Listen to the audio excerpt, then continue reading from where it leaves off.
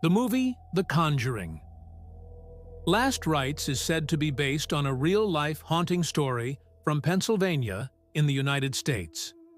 This story is called the Smurl Haunting, named after the family who lived in the house.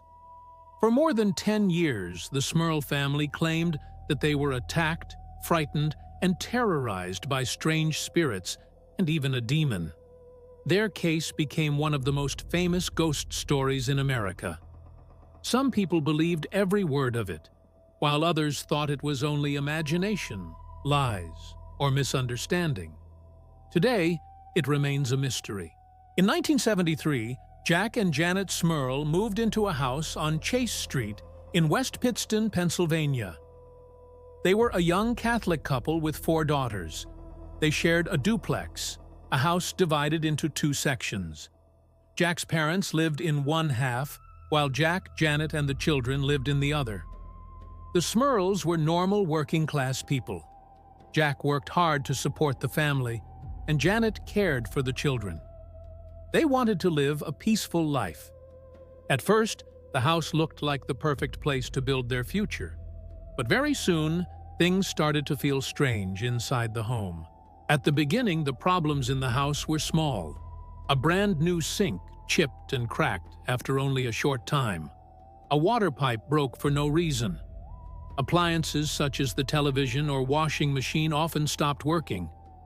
The family thought maybe the house was old or poorly built. They tried to fix things and move on, but the odd events continued. Sometimes stains would appear on the carpet just after Janet had cleaned them.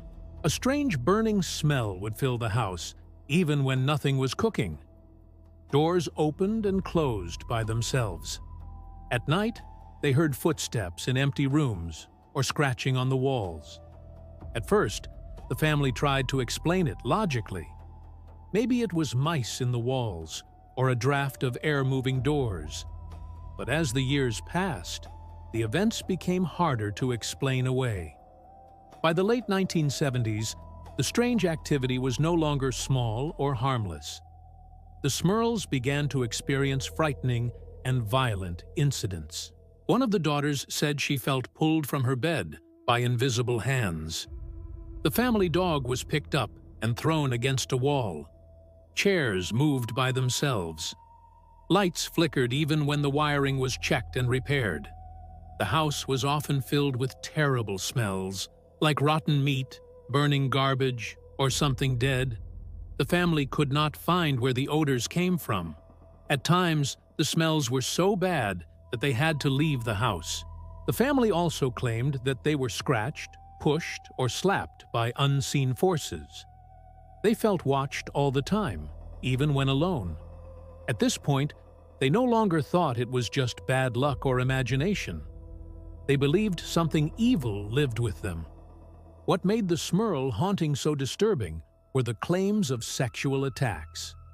Jack told investigators that on several occasions, he was attacked by a strange creature that looked like a woman with dark features. He described it as a demon that assaulted him in his sleep. Janet also reported being assaulted by something she could not see.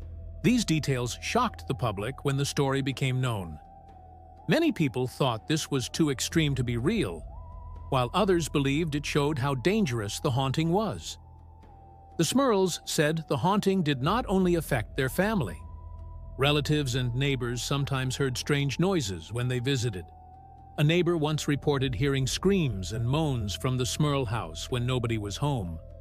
Other visitors said they saw shadows or figures move through the rooms. These outside reports made the case more believable to some people. If others noticed things too, maybe the Smurls were not imagining it. By 1986, the family had suffered for more than 10 years. They felt exhausted and hopeless. That is when they reached out to Ed and Lorraine Warren, the famous paranormal investigators from Connecticut. The Warrens had already been involved in the Amityville haunting and many other cases. They were known for their strong Catholic faith and belief in the supernatural. Lorraine claimed she could sense spirits, while Ed was a demonologist. When the Warrens arrived at the Smurl home, They said they immediately felt a heavy, dark energy. Lorraine claimed she saw several spirits. According to the Warrens, at least 4 different entities lived in the house. An older woman's spirit, who seemed harmless. A violent young woman's spirit. The spirit of a man who had committed suicide in the house. A powerful demon that controlled the others. The Warrens believed the demon was the real problem. It wanted to destroy the Smurls family, harm their faith, and possibly possess them. The Warrens told the Smurls to rely on their Catholic faith. They asked priests to bless the house. Over time, several priests performed blessings, or even tried exorcism prayers. For a short while after these rituals, the house seemed quieter. But soon, the strange events returned, often worse than before. According to the family, the demon grew angry whenever prayers or blessings were said. One priest even stayed overnight at the house to witness the events. But later, he reported that he saw nothing unusual. This confused many people. Why did some people see terrible things while others noticed nothing at all? In the mid-1980s, the haunting became a public story. Newspapers wrote about it, and TV stations interviewed the family. The Smurls explained their suffering in detail, even the most embarrassing parts. Some people admired their bravery, while others doubted their honesty. In 1988, a book was released called The Haunted. It was written by journalist Robert Curran, with help from Ed and Lorraine Warren. The book told the family's story from the beginning and described the terrifying events. In 1991, a made-for-TV movie was made with the same title. These works made the Smurl Haunting famous across the country. Not everyone believed the Smurls. Skeptics raised many questions. They said there was no strong physical evidence, no clear photos, videos, or proof of the attacks. Most of the claims came only from the family or the Warrens. Some critics also pointed out that Jack Smurl had brain surgery in 1983 to remove fluid. They argued this could have caused hallucinations or mental problems. Others said stress, lack of sleep, or medical conditions might explain the experiences. The local Catholic diocese never officially confirmed that the house was haunted. Some priests helped with blessings, but the church did not declare the case to be true. To skeptics, this was a sign that the story was not fully trusted even by the church. Despite all the criticism, the Smurls never changed their story. Janet said many times that she would never expose her family to public shame if the haunting was fake. She explained that the family wanted privacy and peace, not fame. For them, the haunting was real, painful, and dangerous.